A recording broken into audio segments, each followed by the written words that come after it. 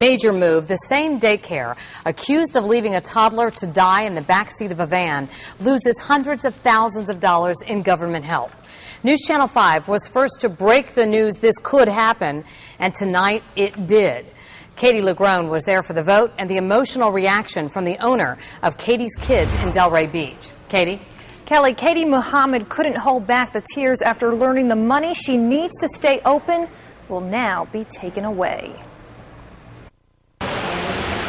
The owner of Katie's Kids Daycare breaks down after learning her center in Delray Beach will lose the hundreds of thousands of dollars in government money it depends on every year. Just moments after her tears started falling, Katie Muhammad addressed the media, visibly stunned by the news. I'm devastated, and that's, all I can really say. I haven't even had a chance to digest everything. The decision by a 6-member board with the Early Learning Coalition of Palm Beach County, the vote 2 weeks to the day since 2.5-year-old Haley Brockington was found dead, believed to have been forgotten in the back seat of one of the daycare's vans. The tragedy, coupled with a series of new violations discovered just this week, showed the center is unsafe, says committee chair Kathy Adams. The children that we fund have got to be safe. I want all children safe, but I can only watch over the ones under my auspices. The decision means families who attend this daycare and receive government help will no longer be allowed to come here. Parents who support the daycare now fear their options are few. Because that's the only child care that pick up aftercare students and bring them home. So now I don't know what my kid's going to do. Haley Brockington's family attorney calls today's vote a step in the right direction.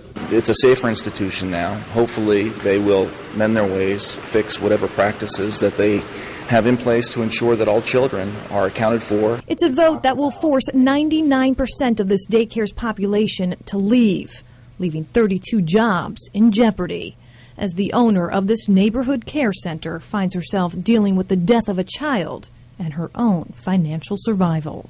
I'm more concerned about, the families and the staff than I am about myself. So overall, And while the committee did not vote to pull the funding from any other Katie's Kids locations, they did decide to increase oversight at these locations. Now, this decision will take effect in 15 days. As for the families it impacts, the Early Learning Coalition of Palm Beach County will work with those families to find other options for daycare.